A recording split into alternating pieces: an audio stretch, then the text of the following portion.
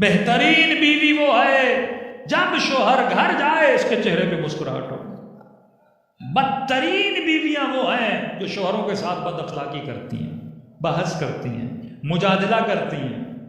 ہاں، اس گھر میں سکون نہیں ہوتا جس گھر میں قیل و مقال ہوتا ہے. یہ معصوم فرماتے ہیں قیل و مقال یعنی چھوٹی چھوٹی بات میں مباحثہ کرنا، بحث کرنا، جدل کرنا.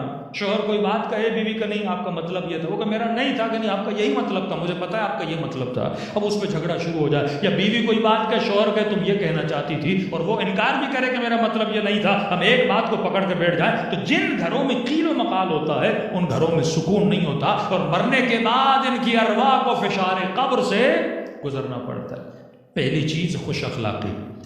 دوسری چیز جس کی وجہ سے فشار قبر ہوتا ہے فرماتے وہ ہے نمیمہ. یہ بڑی بیماری ہے اسپیشلی کراچی والوں میں. ایک دوسرے کے پیچھے باتیں کرنا.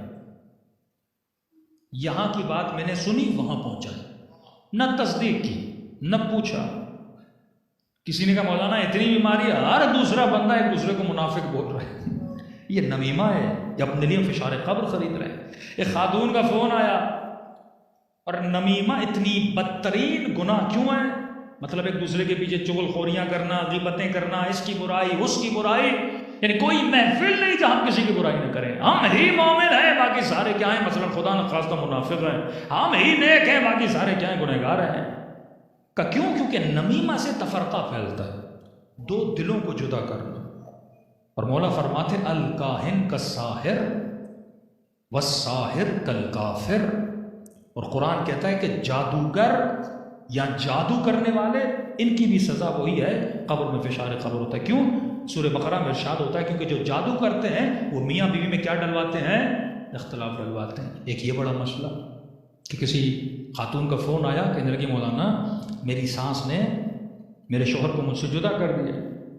تو ہم نے کہا کیسے کیا؟ کہ مولانا پتہ نہیں اس نے جادو ٹونا کیا ہے، تعویذ کیے اور یہ کیا اور وہ کیا.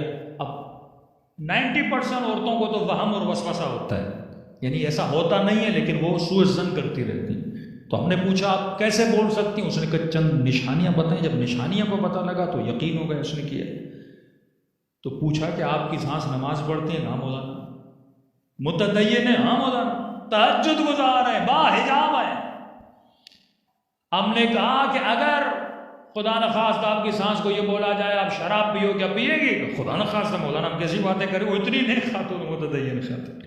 میں نے کہا اگر بولا جائے دوپٹہ اتار دے اتارے گی کہ مولانا آپ کیسی باتیں کریں، بڑی متدین عورت ہے. میں نے کہا کیسی متدین ہے؟ دو گھروں کو جدا کرنا، ایسے کام کرنا یہ شراب سے بدتر گناہ ہے، یہ زنا سے بدتر گناہ ہے. زنا بھی کرے تو 80-90 کوڑے، شراب بھی کرے تو 40 کوڑے، لیکن لوگوں میں تفرقہ ڈالے، جادو کرے، لوگوں کی زندگی، اس کی سزا اسلام میں موت ہے اور کچھ بھی نہیں ہے. اور فشار قبر سے بندہ مبتلا ہوتا ہے. ہمارا ایشو یہ ہے کہ ہم نے معاشرے میں بعض گناہوں کے کبھی ہونے کو بتایا نہیں ہے. اب اس بیچاری خاتون کا بھی شاید قصور نہ ہو، اس کے ذہن میں شراب بہت بڑا گناہ ہے، زنا بہت بڑا گناہ ہے، لیکن اسے یہ نہیں پتا کہ کسی کا گھر اجاڑنا یہ کتنا بڑا گناہ ہے. تو مومنوں کو آپس میں لڑانا یہ کتنا بڑا گناہ ہے. تو میرے چھٹے امام جعفر صادق علیہ السلام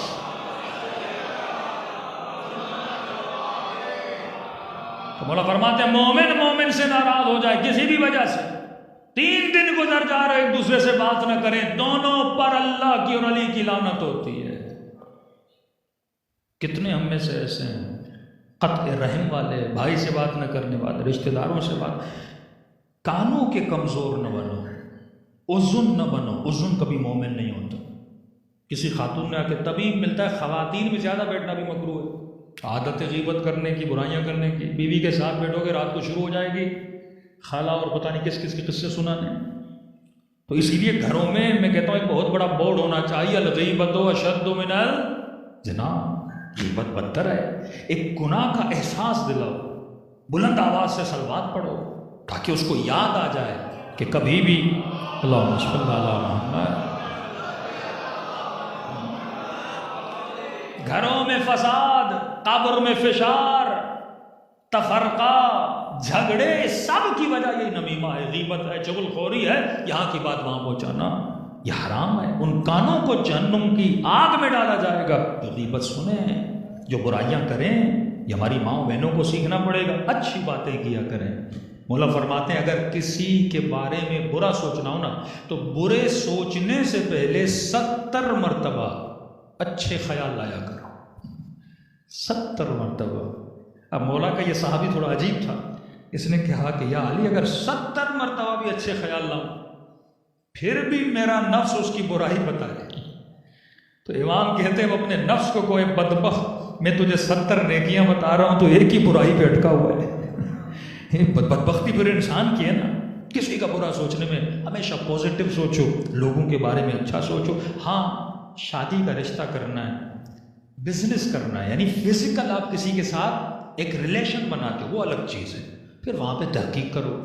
4 برائیاں بھی کوئی اس کی سناتا ہے، سنو، اس میں مسئلہ نہیں ہے، کیونکہ آپ بیٹی دینے والے ہو، کسی گھر سے بیٹی لینے والے ہو، اس کے ساتھ بزنس کرنے والے ہو، پتہ ہونا چاہیے بندہ شرابی ہے، کبابی ہے، کیسا ہے، تب اس سے میرا کوئی لینا دینا ہے۔ اب میرا نہ بزنس ہے، نہ میں اسے رشتہ دے رہا ہوں، نہ اس کا رشتہ لے رہا ہوں، میرے محلے میں اس کا گھر ہے، اس کی برائی سننے کا مجھے فائدہ کیا ملے گا؟